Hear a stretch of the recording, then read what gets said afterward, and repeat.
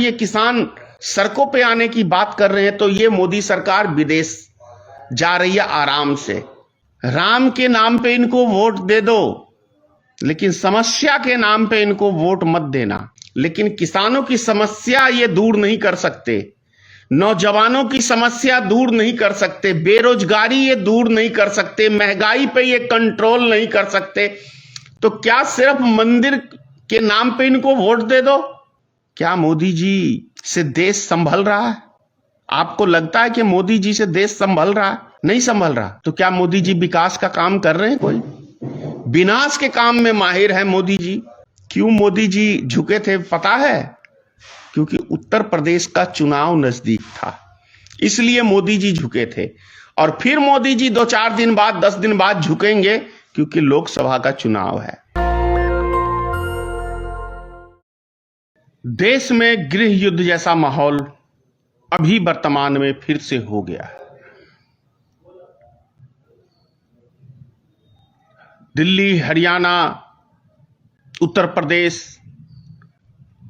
सभी बॉर्डरों के ऊपर किसानों के ऊपर एक बहुत ही शर्मनाक तरीके से प्रशासन का हमला करना, और ऊपर से केंद्र सरकार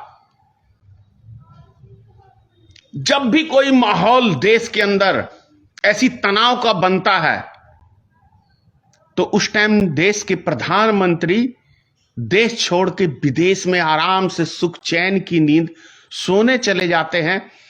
इसे कौन सा देशभक्ति कहा जाता है मैं नहीं जानता, ये आप लोग बेहतर जानते हैं। दुनिया में जब किसी भी कंट्री में कोई समस्या उत्पन्न होती है तो वहां के प्रधानमंत्री, वहां के राष्ट्रपति विदेश का दौरा कैंसिल करके वो अपने स्वदेश देश लौटते हैं। लेकिन हमारे देश के प्रधानमंत्री हैं कि जब भी हमारे देश के अंदर कोई ऐसी समस्या खड़ी हो जाती है तो वो देश छोड़ के विदेश चले जाते हैं आराम फरमाने। कोई साहब की सुख चैन में बाधा ना बने। याद है आपको नोटबंदी का समय? 12 बजे रात्रि को नोट बंद, मोदी जी विदेश। अभी आपने मणिपुर में देखा ही होगा किस तरीके से निर्वस्त्र करके महिलाओं को घुमाया गया मोदी जी विदेश। अभी आप देख लीजिए किसान आंदोलन, महीनों से चेतावनी दे रहे हैं किसान, जो वार्ता करके खत्म करना चाहिए उसको बढ़ावा देने का काम, हवा देने का काम ये सरकार करती है। किस तरीके से करती है आज आप सब पूरे देश की जनता के सामने हैं। आप देखिए कि बॉर्डर के ऊपर किसानों के ऊपर आंसू गैस के गोले, लाठीचार्ज, तमाम तरह की चीजें किस तरीके से किसानों के साथ किया जा रहा है। ये मोदी सरकार चाइना से नहीं लड़ सकती है, लेकिन अपने देश के किसानों के साथ लड़ सकती है। अपने देश की महिला पहलवानों के साथ लड़ सकती है, अपने देश के युवा नौजवानों के साथ लड़ सकती है, क्योंकि मोदी जी के पास प्रशासन की पावर है, ताकत है, सरकार में है। तो किसी भी हद तक ये सरकार जा सकती है। और शायद तो मैं कह रहा हूं इससे ज्यादा शर्मनाक किसानों के साथ जो देश का अन्नदाता है, जो पूरे देश का पेट भरने का काम करता है, वो अपने हक की आवाज मांग रहे हैं। एमएसपी की गारंटी मोदी सरकार ने तो पीछे कहा था कि हम दे रहे हैं, तो क्यों नहीं दिया? वादा खिलाफी तो केंद्र सरकार कर रही है, और फिर जब ये किसान सड़कों पे आने की बात कर रहे हैं तो ये मोदी सरकार विदेश जा रही है आराम से। तो क्या आप लोग ऐसी सरकार को सपोर्ट करते हैं? अरे भाई आप देखिए ना, राम के नाम पे इनको वोट दे दो, लेकिन समस्या के नाम पे इनको वोट मत देना। राम के नाम पे इनको वोट चाहिए, सेना के नाम पे इनको वोट चाहिए, मालूम है ना, सेना के नाम पे भी वोट मांगा था। अभी इनके पास कोई मुद्दा नहीं है तो राम के नाम पे इनको वोट दो।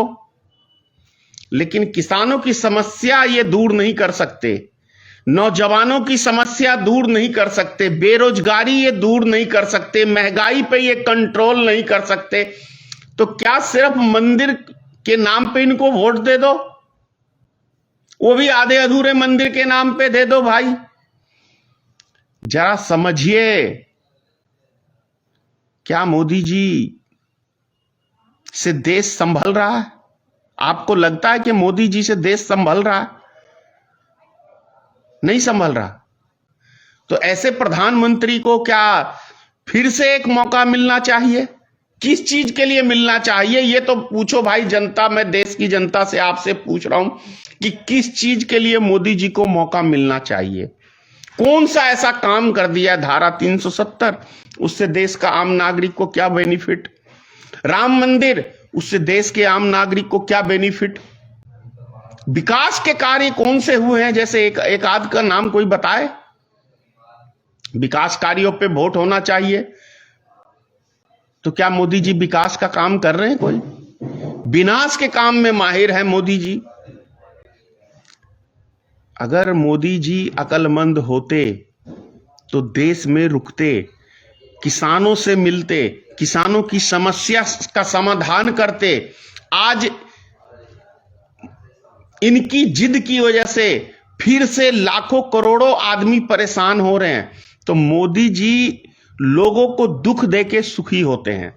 मोदी जी देश के नागरिकों को परेशान करके सुख लेते हैं।